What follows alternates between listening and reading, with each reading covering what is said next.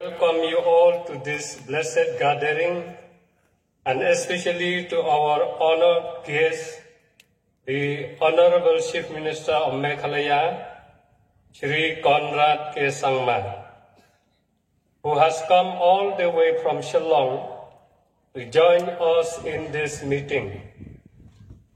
On behalf of the host church, I extend our warmest greetings and heartfelt appreciation for your presence with us today. Your presence is a great blessing to the host church and to the presbytery in general. Once again, we welcome you, sir, and may God's grace and peace be upon you today and always. And we pray that God will be with you in your journey back to Shillong after the service. May the good Lord bless you always, and you, sir.